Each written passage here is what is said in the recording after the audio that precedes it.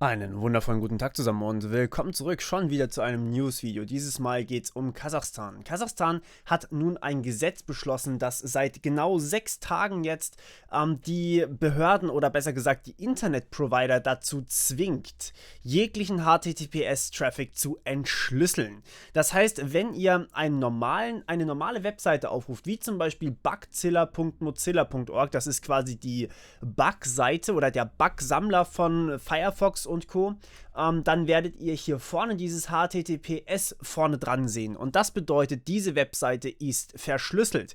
Das heißt aber auch wirklich Ende zu Ende verschlüsselt. Das bedeutet, wenn ihr diese Webseite aufruft, dann bekommt niemand in der Mitte mit, also niemand, der dazwischen steht, was eigentlich euer Inhalt ist, eurer Nachrichten. Das heißt, niemand bekommt mit, wenn ich jetzt hier zum Beispiel irgendwas schreiben würde oder wenn ich mich einloggen würde, was eigentlich meine Anmeldedaten sind, was mein Passwort ist und so weiter und so fort. Das ist alles verschlüsselt. Nun hat es jedoch Kasachstan als Gesetz verabschiedet, dass dieser Traffic entschlüsselt wird. Und zwar von den Internetprovidern. Internetprovider in Deutschland sind zum Beispiel wahrscheinlich bei euch Unity Media oder Telekom. Das sind die zwei verbreitetsten hier. Und ja, einer davon ist, oder beide müssten, also alle im Endeffekt, alle Internetprovider würden gezwungen werden, diesen Traffic nun zu entschlüsseln. Und ganz interessant, das habe ich hier gefunden bei dieser Bugzilla-Seite, deswegen habe ich auch die genommen.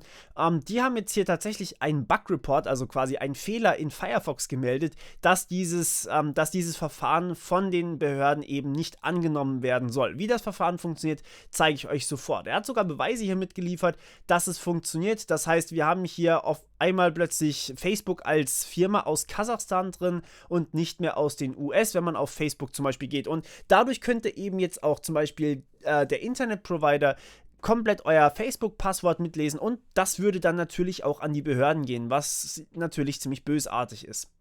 So, jetzt zunächst einmal, wie funktioniert eigentlich Verschlüsselung? Das heißt, wie kann man hier diesen HTTPS-Traffic eigentlich überhaupt erzeugen? Und dazu habe ich mal wieder meine Folien aus der IT-Sicherheits-Playlist rausgekramt. Die könnt ihr euch ganz gerne mal angucken. Da wird alles noch natürlich deutlich genauer erklärt, aber ich will trotzdem hier ganz kurz drauf eingehen, wie das eigentlich funktioniert. Wir sehen hier, es gibt eigentlich 3 wichtige Parteien in diesem ganzen Ding. Der Client, das seid ihr, wenn ihr eine Website aufruft, die mit HTTPS verschlüsselt ist. Der Server, das ist dann quasi zum Beispiel mozilla.org. Das heißt, die Webseite hier, die ihr dann tatsächlich auch aufruft. Und dann gibt es noch eine sogenannte Certificate Authority. Die beweist dann sozusagen, dass das auch wirklich die Verschlüsselung vom Server ist. Also die Verschlüsselung von mozilla.org. Und was jetzt passiert ist Folgendes. Ihr habt auf eurem PC, auf wirklich eurem Rechner drauf, einige Certificate Authorities vorinstalliert. Das heißt, die kryptografischen Schlüssel dieser Certificate Authorities sind bei euch installiert. Wenn ihr Linux installiert, wenn ihr Windows installiert, wenn ihr Mac kauft, Schrägstrich installiert, whatever, dann sind diese Schlüssel direkt dabei. Ja? Die werden mitgeliefert. Oder sie sind im Browser drin. Das heißt, wenn ihr Firefox oder Chrome oder so installiert, dann sind diese CAs dabei. Und wenn jetzt hier dieser Server, also das ist jetzt eine vereinfachte Variante, in der IT-Sicherheits-Playlist geht es ein bisschen mehr in die Tiefe, aber das muss hier reichen. Wenn der Server euch jetzt sagt, ey, schau mal hier, damit kannst du verschlüsseln, dann schickt er euch einen Public Key, also einen öffentlichen Schlüssel, den jeder haben darf und unterschreibt den, beziehungsweise die CA hier, diese Certificate Authority unterschreibt, dass das auch wirklich der öffentliche Schlüssel vom Server ist. Und ihr empfangt dann diesen öffentlichen Schlüssel vom Server. Das ist der Public Key, mit dem ihr dann Traffic an den Server verschlüsseln könnt. Ja? Und dadurch, dass das Ding unterschrieben ist mit der Unterschrift quasi von der CA, also die Certificate Authority, könnt ihr das auch überprüfen. Ihr wisst, weil ihr das eben vorinstalliert habt bei euch, wie diese Unterschrift von der CA aussieht. Ihr könnt euch das vorstellen wie eine ganz normale Unterschrift, nur dass es halt kryptografisch sicher ist, nicht so wie normale Unterschriften. Okay?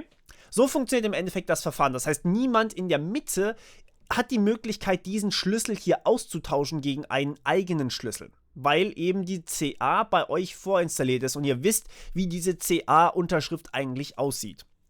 So, was jetzt passiert ist bei Kasachstan, oder in Kasachstan besser gesagt, bei den Internetprovidern, ist folgendes. Die haben einfach tatsächlich jetzt die Benutzer oder die Browser mehr oder weniger gezwungen, ihre eigenen CA-Schlüssel zu etablieren. Das heißt, ja, die Länder haben eine gewisse CA-Gewalt, ja. Und diese CAs von den Ländern oder von Kasachstan im Endeffekt wurden jetzt bösartig sozusagen. Das heißt, die sind jetzt hergegangen und haben gesagt, hey, schau mal hier, das ist der Schlüssel von Mozilla.org, wobei es eigentlich nicht der Schlüssel von Mozilla.org war, sondern sie haben den einfach ausgetauscht. Als das Paket von Mozilla quasi kam, das den Schlüssel enthält, also das Mozilla.org schickt euch ja den Schlüssel, ja? Und dieses Paket geht natürlich über Telekom oder über Unity Media. Und ich nehme jetzt einfach mal die beiden. Die beiden machen das nicht, das ist nur bei Internetprovidern in Kasachstan der Fall. Aber trotzdem soll es hier mal sinnbildlich dienen. Das heißt, die Telekom empfängt das Paket von Mozilla.org, das den öffentlichen Schlüssel, also diesen Public Key hier beinhaltet. Unterschrieben von der Certificate Authority.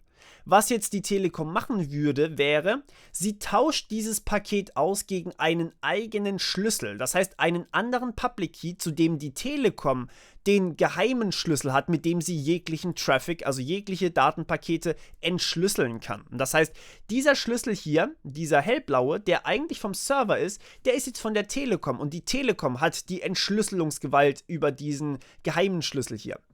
So, und jetzt fehlt natürlich noch die Unterschrift von der Certificate Authority. Und was die Telekom jetzt macht, ist, sie hat ihre eigene Certificate Authority bei euch vorinstalliert, okay? Und die sagt dann einfach, ja, das ist schon der richtige Schlüssel. Das könnt ihr euch so vorstellen, im Endeffekt, als würde Deutschland signieren, hey, schau mal, die Schlüssel von der Telekom, die sind schon richtig für Mozilla.org. Auch wenn es eigentlich überhaupt nicht die Schlüssel von Mozilla.org sind. Okay?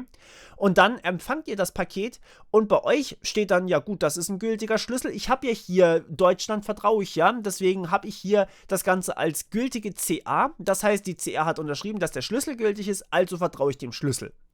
Und dadurch glaubt ihr, dass dieser Schlüssel von Mozilla.org ist, obwohl er eigentlich nur von der Telekom ist. Und dadurch kann die Telekom dann jeglichen Traffic entschlüsseln. Und das ist ein Man-in-the-Middle-Angriff, bei dem die Certificate Authority bösartig geworden ist. Und das ist natürlich super, super gefährlich, vor allem, weil eben jetzt die Telekom quasi jegliche Passwörter mitlesen kann. Im Endeffekt kann sie alles mitlesen, okay? Und das ist halt super, super gefährlich. So, was kann man dagegen machen? Nun ja, man kann eigentlich keinen öffentlichen Schlüssel mehr trauen. Das heißt, die Nutzer in Kasachstan sind erstmal aufgeschmissen, weil, naja, sie können im Endeffekt keiner HTTPS-Verschlüsselung mehr trauen. Es gibt andere Verschlüsselungsarten, wie zum Beispiel SSL, da müsst ihr wirklich den Schlüssel vom Server wirklich 1:1 akzeptieren. Es gibt auch andere Methoden, wie zum Beispiel VPNs, die benutzen teilweise andere Protokolle. Dazu gibt es mehr Informationen in meiner Netzsicherheitsplaylist, die könnt ihr euch auch gerne mal angucken. Die behandelt das alles sehr in die Tiefe und da könnt ihr euch gerne mal umgucken. Aber was ich eine sehr, sehr sinnvolle Option fand und deswegen habe ich auch diese Seite hier offen, ist, dass einfach jetzt hier Mozilla gesagt hat, hey, schau mal hier, dieser CA, also dieser Länder-CA von Kasachstan, ja, dieser CA, die all diese Dinge unterschreibt, die eigentlich bösartig sind, der darf nicht mehr vertraut werden. Das heißt, hier ist tatsächlich jetzt ein Bug-Request rausgegangen, in dem drin steht, hey, wir dürfen diesem QCA.kz, also dieser Certificate Authority von Kasachstan, der dürfen wir nicht mehr vertrauen. Und wenn das in Mozilla hinterlegt wird, dann wird jeder Schlüssel, der von dieser CA unterschrieben ist, automatisch ungültig und damit merkt der Benutzer sofort, hey, hier ist meine Sicherheit komplett kaputt gegangen. Das bringt erstmal nichts für die Verschlüsselung, sondern erstmal nur für die Benutzer, dass die merken, dass ihre Passwörter mitgelesen werden können und so weiter und so fort. Aber es ist auf jeden Fall ein guter Ansatz. Was natürlich ein furchtbarer Ansatz ist, ist, dass das Land überhaupt sowas beschließt. Aber das lassen wir hier mal außen vor. Gut, das war's von meiner Seite. Ein etwas längliches News-Video, aber ich hoffe, es hat euch trotzdem gefallen und ihr habt Inspiration bekommen für meine weiteren Serien natürlich. Eigenwerbung, haha. Okay, und wir hören uns beim nächsten Mal wieder. Bis dann, ciao.